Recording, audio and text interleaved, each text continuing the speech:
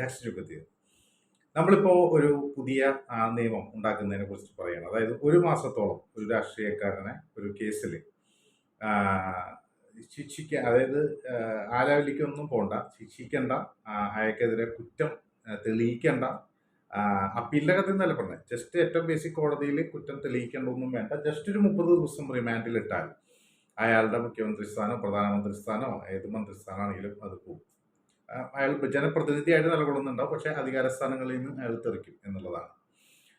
ഇത് കേൾക്കുമ്പോൾ സ്വാഭാവികമായിട്ടും ചിലപ്പോൾ ചില ജനങ്ങൾക്ക് തോന്നും ഇത് കൊള്ളാലോ എന്ന് തോന്നും.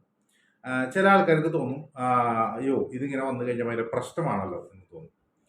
ഇതിൻ്റെ ഇഷ്യൂ കിടക്കുന്ന എവിടെയാണെന്ന് വെച്ചാൽ ഇതെങ്ങനെയാണ് ഇംപ്ലിമെൻ്റ് ചെയ്യാൻ പോകുന്നത്, ഏത് തരത്തിലുള്ള കേസുകളിലാണ്, ഇത്തരം ഡീറ്റെയിലുകളിലാണ് ഇതിൻ്റെ കഥ കിടക്കുന്നത്. ഇപ്പോൾ നമ്മുടെ നാട്ടിൽ ഇപ്പം തന്നെ എനിക്ക് തോന്നുന്നു 2 പോക്സോ കേസുകൾ ഈ പറഞ്ഞ ആൾക്കാർ അതിനുശേഷം മാപ്പ് അപേക്ഷിച്ചത് മറ്റേ, അതായത് സ്ത്രീകൾ വന്നിട്ട് ഞങ്ങളുടെ ഭാഗത്ത് നിന്ന് തെറ്റ് പറ്റി എന്ന് പറയുന്ന കഥയുണ്ടായിട്ടുണ്ട്. ഇപ്പൊ കേജ്രിവാൾ, സത്യേന്ദ്ര ജെയിൻ അല്ലെങ്കിൽ ലൈക്ക് അവിടെയുള്ള അത്തരം ആൾക്കാരൊക്കെ ജയിലിൽ കിടന്നതിന് ശേഷം ഇഡി പറയുന്നു ഒന്നുമില്ല, തെളിവൊന്നുമില്ല, കോടതി തള്ളി. അപ്പൊ ഈ ഒരു സ്ഥലത്താണ് ഇതിന്റെ മുഴുവൻ പ്രശ്നം കിടക്കുന്നത്. അതായത് ഏതെങ്കിലും സെൻട്രൽ ഏജൻസി വന്നിട്ട് ഇയാൾ അഴിമതി നടത്തിയിട്ടുണ്ടെന്ന് വെറുതെ പറഞ്ഞാൽ റിമാൻഡ് നടക്കും, 2 മാസം 3 മാസം നടക്കും, സ്ഥാനം പോകും. അതായത് BJPക്ക് ഇനി എങ്ങനെ വേണമെങ്കിലും എന്ന് പറയുമ്പോൾ നമ്മൾ വിചാരിക്കും BJP ആണ് ഇതുകൊണ്ട് മെച്ചമുണ്ടാക്കാൻ പോകുന്നത്. അങ്ങനെയൊന്നല്ല. നാളെ കോൺഗ്രസ് കയറിയാലും അവർ ഇതേ പണി കാണിക്കുന്നതിന് മുമ്പ് കാണിച്ചിട്ടുണ്ട്.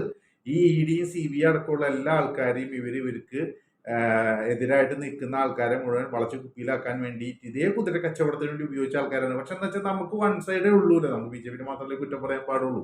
നമ്മൾ ബാക്കിയുള്ള ആൾക്കാരെ കുറ്റം പറയാൻ പാടില്ലല്ലോ. അതൊരു എന്താ പറയുക, നമ്മുടെ ഭരണഘടന അവകാശമാണ്. BJP കുറ്റം പറയാനുള്ള അവകാശം, മറ്റുള്ളവർ കുറ്റം പറയാതിരിക്കാനുള്ള നമുക്ക് ഉത്തരവാദിത്വം ഉണ്ടാവണം എന്നുള്ളതാണ്. അങ്ങനത്തെ ഒരു തെറ്റിത്തരത്തിലാണ് നമ്മൾ മുന്നോട്ട് പോയിക്കൊണ്ടിരിക്കുന്നത്. അപ്പോൾ ഇവിടുത്തെ ഇഷ്യൂ കിടക്കുന്നത് എന്താണെന്ന് വെച്ച് കഴിഞ്ഞാൽ ഇത് എവിടെയാണ്, എങ്ങനെയാണ് എക്സിക്യൂട്ട് ചെയ്യപ്പെടുക എന്നുള്ളതാണ്. അപ്പൊ ഇപ്പോഴത്തെ ഒരു അവസ്ഥയിൽ നമ്മൾ ഡോക്ടർ ഹാരിസിന്റെ ഒരു കേസ് വന്നു. അപ്പൊ ഡോക്ടർ ഹാരിസിന്റെ കേസ് വരുമ്പോൾ സ്വാഭാവികമായിട്ടും നമ്മൾ എന്താണ്, അയാളപ്പോൾ ഒരു കള്ളനാക്കി. വളരെ ഈസി ആയിട്ട് ഇത് ചെയ്യാനായിട്ട് ഒരു പാർട്ടിക്ക് പറ്റും. കാരണം എന്താ, ഒരാൾ പോയിട്ട് ഒരു പരാതി എഴുതി കൊടുത്താൽ അയാൾ കള്ളനായി. പോലീസും കോടതിയും എന്താ പറയാ, ഈ ജുഡീഷ്യൽ വക്കീലന്മാര് ഇതിന്റെ സിസ്റ്റങ്ങളൊക്കെ നിൽക്കുന്നത് സർക്കാരിന്റെ കൂടെ ആയതുകൊണ്ട് സർക്കാരിന് ഒരാൾ ഈസി ആയിട്ട് ആക്കാൻ പറ്റും. അപ്പോൾ ഇതിൽ ബലമുള്ളവന് ബലമില്ലാത്തവനാക്കാൻ, അതായത് സെൻട്രലിന് സ്റ്റേറ്റിനാക്കാൻ പറ്റും എന്ന് പറയുന്ന തലത്തിലേക്ക് ഇത് വരും. അപ്പൊ ഇതെന്താ പ്രശ്നം കിടക്കുന്നതെന്ന് വെച്ച് കഴിഞ്ഞാല് ഇവർക്ക് ഇത് കൃത്യമായിട്ട് ഇന്ന കേസുകളിൽ അല്ലെങ്കിൽ ഇത്തരം പ്രശ്നങ്ങളിലാണ് എന്നൊന്നുമില്ല. ഇത് ഒരു ഫാൾസ് അലിഗേഷൻ കൊടുക്കാനായിട്ട് വളരെ എളുപ്പം പറ്റും. ഇവിടുത്തെ ഒക്കെ പ്രശ്നം ജുഡീഷ്യറിയെ ക്ലിയർ ചെയ്യാതെയാണ് നമ്മളിത് ക്ലിയർ ചെയ്യാൻ പോകുന്നത് എന്ന് വെച്ചാൽ നമ്മൾ പെട്ടുപോകും. അതാണ് ഇവിടുത്തെ ഇഷ്യൂ. കാരണം ജുഡീഷ്യൽ സിസ്റ്റത്തിൽ അൺലിമിറ്റഡ് ആയിട്ട് ആരെ വേണമെങ്കിൽ ജയിലിൽ കിടത്താൻ പറ്റുന്ന ഒരു ജുഡീഷ്യൽ സിസ്റ്റമാണ് നമുക്കുള്ളത്. ഇന്ന് വരെ ഈ ജയിലിൽ കിടന്ന ആൾക്കാർക്ക് പോലും ഇത്തരത്തിലൊരു പരാതി ഉള്ളതായിട്ട് നമ്മൾ കേൾക്കുന്നില്ല എന്നുള്ളതാണ് ഏറ്റവും സങ്കടകരമായ അവസ്ഥ. അതായത് അറ്റ്ലീസ്റ്റ് ഇപ്പോൾ കേജ്രിവാൾ ഒരിക്കലും ഇതൊരു കരിനിയമം ഇങ്ങനെ ഉപയോഗിക്കുന്നത് പാടില്ല, അതിനെതിരെ നിയമനിർമ്മാണം വേണം. അതായത് ഒരാളെ അയാള് എന്താ പറയുക, ഒരു എന്താ പറയുക, ജാമ്യ വ്യവസ്ഥയൊക്കെ കുറച്ച് സ്ട്രോങ് ആക്കിക്കോട്ടെ, പക്ഷെ ഒരു നിരപരാധിയായ ഒരാളെ ഒന്നും എന്താ പറയുക ഇതില്ലാതെ, നമുക്ക് ഒരു തെളിവില്ലാതെ ഒരു ജസ്റ്റ് ഒരാളുടെ ആരോപണത്തിന്റെ പേരിൽ കയറി ജയിലിൽ ഇടാൻ പറ്റുമെന്നുള്ളത് അതിനെതിരെ ഒരു രാഷ്ട്രീയ പാർട്ടിയും വരുന്നില്ല. ഇത് സങ്കടകരമായ അവസ്ഥയാണ്. അതായത് ഒരു ഒരു പെണ്ണ് നാളെ വന്നിട്ട് പറയുകയാണത് ഇയാൾ എന്നെ പീഡിപ്പിച്ചിട്ടുണ്ട് എന്ന് പറഞ്ഞാൽ ഞങ്ങളൊരു സ്ഥലത്തുണ്ടായിരുന്നോ, ഞങ്ങൾ ഇത് കണ്ടിട്ടുള്ള ആൾക്കാരാണോ, മുമ്പ് പരിചയമുള്ള ആൾക്കാരാണോ, ഈ പറയുന്നതിൽ എന്തെങ്കിലും അടിസ്ഥാനമുണ്ട്, ഇതൊന്നും നമുക്ക് ആവശ്യമില്ല. നമുക്ക് എന്ത് ചെയ്താൽ മതി, അയാളെ നേരെ പിടിച്ച് അകത്തിടുക. ആ കുട്ടിക്ക് പ്രായപൂർത്തിയായിട്ടില്ലെങ്കിൽ അപ്പൊ എന്താ ഗുണം എന്നറിയോ? ഈ എല്ലാ പാർട്ടികൾക്കും അവരുടെ വിദ്യാർത്ഥി പ്രസ്ഥാനങ്ങളുണ്ട്. വിദ്യാർത്ഥി പ്രസ്ഥാനങ്ങളുടെ കടമ എന്താണ്? അവരുടെ മുതിർന്ന നേതാക്കന്മാരുടെ തെണ്ടിത്തരങ്ങൾക്ക് ചൂട്ടും കൊടിയും പിടിക്കുക എന്നുള്ളതാണ്. പണ്ട് നമ്മൾ ഈ എന്താ പറയാ, നമ്മുടെ ജന്മി കാലഘട്ടത്തിൽ ഉണ്ടായിരുന്ന അതേ അവസ്ഥയാണ്. കാരണം ഈ നേതാവ് പറയാൻ ഒരു കാര്യം ചെയ്യുന്ന മറ്റാൾ ഇയാളെ പീഡിപ്പിച്ചു എന്ന് പറഞ്ഞിട്ടൊരു കേസ് കൊടുക്കാൻ പറഞ്ഞാൽ നടക്കും. ഇപ്പൊ നമ്മളെപ്പോഴും പറയാറുണ്ടല്ലോ, ഇപ്പൊ മറ്റേ ഡോക്ടർ ഹാരിസ് തിരുവനന്തപുരത്ത് കേസ് വന്നപ്പോൾ നമ്മൾ പറഞ്ഞിരുന്ന ഒരു കാര്യമുണ്ട്. അതായത് ഇനി ഡോക്ടർ ഹാരിസിന് ഒരു പെണ്ണ് കേസ് വരെ ഒരു ബുദ്ധിമുട്ടില്ല. CPM അത് വളരെ ഈസി ആയിട്ട് ചെയ്യും, BJP ചെയ്യും, കോൺഗ്രസ് ഇതൊക്കെ ചെയ്യും. കാരണം എന്താ, ഇവിടെ വിദ്യാർത്ഥി സംഘടനയിലുള്ള ഒരു ലേഡി വന്നിട്ട് പറയാണ് ഇയാളെന്നെ പിടിപ്പിച്ചിട്ട് പറയാൻ ഒരു ബുദ്ധിമുട്ടില്ലാന്ന്.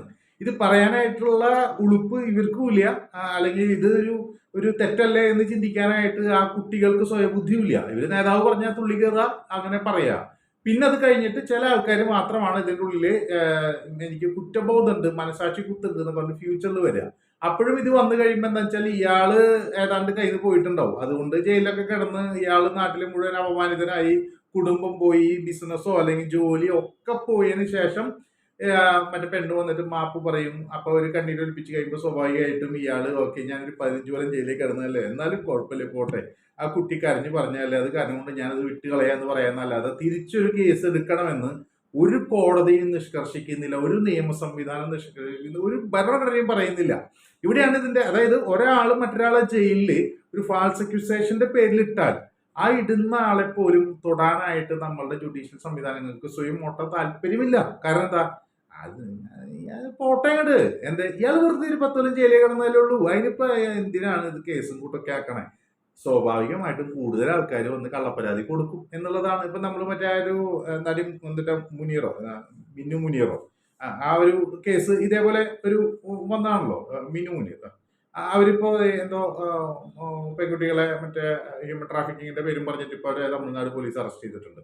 അപ്പൊ അവർ എത്രയോ നടന്മാർക്ക് ഇത് എന്തുകൊണ്ട് ധൈര്യമായിട്ട് പറയണം? കാരണം എന്താ വെച്ചാൽ ഇത് പറഞ്ഞു കഴിഞ്ഞു കഴിഞ്ഞാലും ഇവർ ജയിലിൽ വിട്ടാലും എന്തൊക്കെ പ്രശ്നം ഉണ്ടാക്കിയാലും ഇത് വന്നിട്ട് സമൂഹത്തിന് മുമ്പ് ഓക്കെ സോറി എനിക്കൊരു മിസ്റ്റേക്ക് പറ്റിയതാണ് സോറി എന്ന് പറഞ്ഞാൽ പ്രശ്നം തീർന്നു.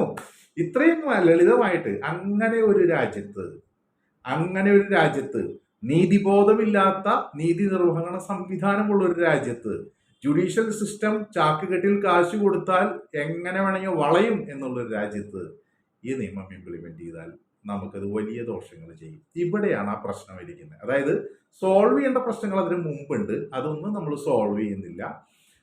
ഒരു അഴിമതി കേസിന്റെ ഒക്കെ പേരിൽ ഇവിടെ ഭീകര അഴിമതി കേസുകൾ ഉണ്ടായിരിക്കെ തന്നെ അതൊന്നും അന്വേഷിക്കാൻ വരെ താല്പര്യമില്ലാതിരിക്കുകയും അപ്പുറത്ത് പിടിക്കേണ്ടവരെ കൃത്യമായി പിടിക്കാനും പറ്റുന്ന രീതിയിൽ വളരെയധികം പോയിന്റഡ് ആയിട്ട് നമുക്ക് ആവശ്യമുള്ള രീതിയിൽ വൃത്തികെട്ട രാഷ്ട്രീയം കളിക്കുന്ന നമ്മളുടെ ഒരു നീതി നിയമ സംവിധാനങ്ങൾ, അതായത് പോലീസോ അല്ലെങ്കിൽ ഏജൻസികളോ ഒക്കെ ഇവർക്കെതിരെ കേസ് എടുക്കാൻ റെഡിയാവും. അതായത് ഭരിക്കുന്ന ആൾക്കാർക്ക് അനുസരിച്ചിട്ട് കേസ് എടുക്കാനായിട്ട് ഇവരൊക്കെ തയ്യാറാവും. ഈ തയ്യാറാവുന്ന ആൾക്കാർക്ക് അനുസരിച്ചിട്ട് കോടതിയും ഇതിന് തെളിവൊന്നുമില്ലല്ലോ, ഇത് എടുക്കാൻ പറ്റില്ല എന്ന് പറയുന്ന ഒരു സംവിധാനം നമുക്കില്ല. ഓക്കെ, എന്താണ് വകുപ്പിട്ടിരിക്കുന്നത്? പോക്സോ. എന്നാൽ അയാൾ കയറി കിടക്കട്ടെ.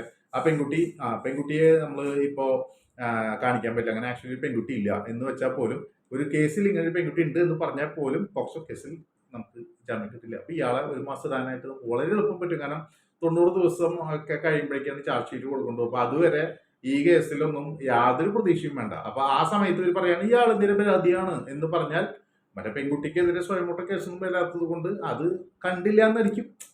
ഈ പോലീസ് തിരിച്ചൊരു കേസ് എടുക്കണം എന്നുള്ളത് അവർ എടുക്കുന്നില്ല വെച്ചാൽ ഇത് കഴിഞ്ഞു, ഇത്രേ ഉള്ളൂ. അപ്പൊ ഇത്രയും അസംബന്ധം പിടിച്ച ഒരു നീതി നിയമ സംവിധാനങ്ങളുള്ള ഒരു രാജ്യത്ത് ഇത് ഒരു അസംബന്ധം പിടിച്ച നിയമമായിട്ട് വരും.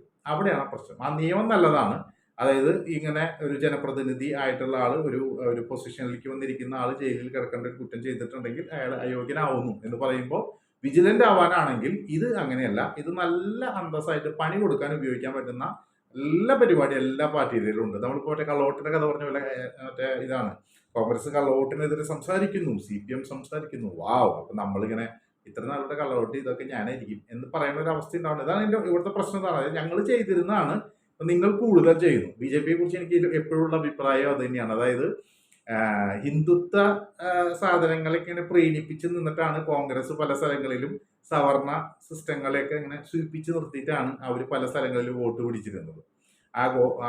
എന്താ പറയുക, വിഭാഗങ്ങളെ ഒക്കെ ഇങ്ങനെ സൂചിപ്പിച്ചിട്ട് ഇതേപോലെ തന്നെ മുസ്ലിം വിഭാഗത്തിനെ സൂചിപ്പിച്ച് ഇങ്ങനെ ക്രിസ്ത്യൻ വിഭാഗത്തിനെ കൂടെ സൂചിപ്പിച്ച് ഇങ്ങനെ സൂചിപ്പിച്ചാണ് നിന്നിരുന്നത്. BJP വന്നപ്പോൾ നന്നായി അങ്ങോട്ട് സൂചിപ്പിച്ചു. ഇത്രേ ഉള്ളൂ. ഇതിന്റെ ഉള്ളിൽ കിടക്കുന്ന പരിപാടി എത്ര ഉള്ളൂ. അപ്പൊ ഇതേ സാധനം തന്നെയാണ് ഇവിടെ നിൽക്കുന്നത്. ഇപ്പൊ ഇവിടെ കള്ളവോട്ട് ചെയ്യുന്നത് മറ്റുള്ളവര് കുറച്ച് ചെയ്യുന്നുണ്ടെങ്കിൽ നന്നായിട്ട് ചെയ്യുന്നു, അത്രേ ഉള്ളൂ. ഈ പണിയൊക്കെ ഇവരെക്കാൾ കുറച്ചും കൂടി അന്തസ്സായിട്ട് വൃത്തിക്കും വലുതായിട്ടും ചെയ്യുന്നു എന്ന് മാത്രമേ ഉള്ളൂ. പക്ഷെ ഇതൊന്നും നല്ല കാര്യങ്ങളല്ല. പക്ഷെ എന്താ കുഴപ്പം അറിയോ, നമ്മള് ഈ ചെറിയ കള്ളന്റെ കൂടെ നിന്ന് മറ്റേ വലിയ കള്ളനാണെന്ന് പറയുമ്പോൾ നമ്മൾ കാണിക്കുന്നത് മോശം പ്രവൃത്തിയാണ്. അതിനെയാണ് അംഗീകരിക്കാൻ ഒട്ടും പറ്റാത്തത്. കാരണം ഇവനും പ്രശ്നക്കാരനാണ് അവനും പ്രശ്നക്കാരനാണെന്ന് പറയാനുള്ള ആർജവം നമ്മൾ കാണിക്കണം. അത് വളരെ നിർബന്ധമുള്ളൊരു കാര്യമാണ്. കള്ളനാണെങ്കിൽ എല്ലാവരും കള്ളനാണെന്ന് പറയാനായിട്ട് നമുക്ക് ധൈര്യം ഉണ്ടാവണം. അല്ലാതെ ഇവന്റെ കൂടെ നിന്നിട്ട് അവൻ വലിയ കള്ളനാണ് അല്ലെങ്കിൽ ഇവൻ വന്നിട്ട് പാവാണ് നല്ലവനാന്ന് പറയുന്നത് ഒരുമാതിരി മാന്യതയില്ലാത്ത പരിപാടിയാണ്. അതൊരു എന്താ പറയുക, സുഖമില്ലാത്ത പരിപാടിയാണ്. സോ ഈ നിയമം തീർച്ചയായും എതിർക്കപ്പെടേണ്ടതാണ്. ഇതിൽ ഈ എഡിറ്റുകൾ കൊണ്ടുവരാത്തടത്തോളം കാലം ഇത് ഇന്ത്യയുടെ മണ്ണിൽ പറ്റുന്ന സാധനമല്ല.